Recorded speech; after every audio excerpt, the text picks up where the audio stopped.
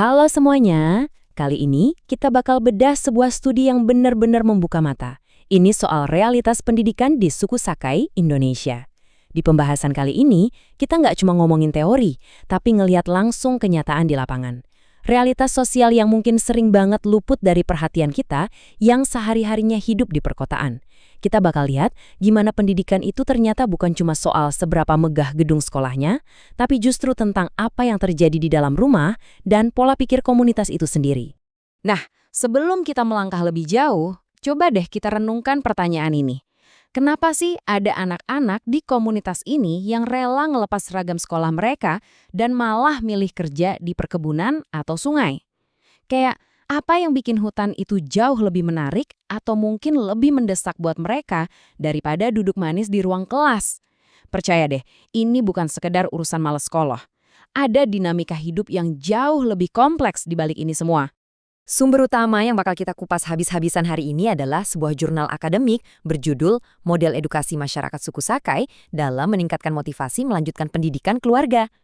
Menariknya, para peneliti ini nggak cuma duduk manis berteori di atas kertas. Mereka benar-benar turun langsung ke lapangan, tepatnya di Kecamatan Pinggir, Kabupaten Bengkalis. Mereka nerobos mitos-mitos yang ada dan nyari solusi yang benar-benar memanusiakan keluarga-keluarga di sana. Oke, masuk ke bagian pertama, realitas pendidikan suku Sakai. Yuk, kita lihat langsung gimana sih kerasnya kenyataan di lapangan, terutama soal seberapa besar keterlibatan orang tua dalam pendidikan anak. Realitas ini mungkin bakal beda banget sama apa yang biasa kita bayangin selama ini. Jadi gini, poin utamanya itu ada pada benturan dua pola pikir yang saling bertolak belakang. Di satu sisi, ada pola pikir tradisional yang fokus banget sama kelangsungan hidup hari ini. Ya, kayak nangkap ikan atau kerja di kebun. Pokoknya kerja buat makan hari ini. Nah, di sisi lain, ada pendidikan formal yang nawarin janji manis bangun karir buat jangka panjang. Buat masyarakat yang terbiasa hidup dari hasil bumi dari hari ke hari, janji kesuksesan jangka panjang dari selembar ijazah itu kadang kerasa nggak nyata dan terlalu jauh buat diraih. Pas di lapangan, para peneliti nyatet beberapa temuan keseharian yang cukup bikin miris soal rendahnya keterlibatan orang tua ini. Bayangin aja, banyak anak yang malah diajak ke hutan atau ke kebun pas jam sekolah, cuma karena nggak ada yang jagain mereka di rumah. Ada juga nih anak-anak yang berangkat sekolah pakai seragam kotor atau nggak layak karena orang tuanya udah terlalu sibuk kerja cari nafkah. Bahkan, kalau lagi di rumah, anak-anak ini dibiarin main di luar sampai larut malam atau nonton TV berjam-jam tanpa diawasin sama sekali. Jelas aja, hal-hal kayak gini bikin mereka makin susah buat ngikutin pelajaran di sekolah. Lanjut ke bagian kedua, akar masalah rendahnya motivasi. Nah, di bagian ini kita bakal cari tahu kenapa hal-hal tadi bisa terjadi. Ingat ya, kita di sini bukan buat ngejudge, tapi buat benar-benar ngurai akar masalah dari redupnya semangat belajar di sana. Coba kita lihat data ini. Porsi paling besar dari orang tua suku Sakai di wilayah penelitian ini, yaitu sekitar 35,2%, ternyata cuma tamatan SD. Dan yang lebih bikin kaget lagi, 27,2% dari mereka itu nggak pernah sekolah sama sekali. Cuma sebagian kecil banget, sekitar 9,6% yang sempat nyicipin bangku kuliah. Nah, latar belakang pendidikan mereka inilah yang jadi kunci utama buat kita paham gimana pola asuh yang mereka terapkan di rumah. Karena latar belakang pendidikan mereka yang terbatas, cara pandang mereka terhadap sekolah itu jadi pragmatis banget. Banyak dari mereka yang ngerasa kalau selembar ijazah itu nggak ada nilainya. Mereka mikir, buat apa sih sekolah? Cuma buang-buang waktu dan nggak ada hubungannya sama kerjaan mereka sehari-hari. Logikanya gini, ngapain duduk berjam-jam di kelas dengerin guru kalau belajar nangkap ikan atau berkebun itu lebih pasti bikin perut kenyang besok pagi? Masuk akal juga kan dari sudut pandang mereka? Sekarang kita masuk ke bagian ketiga, fakta menarik dari riset. Mari kita selami bareng-bareng data-data yang berhasil digali peneliti waktu mereka ngukur tingkat motivasi keluarga-keluarga ini.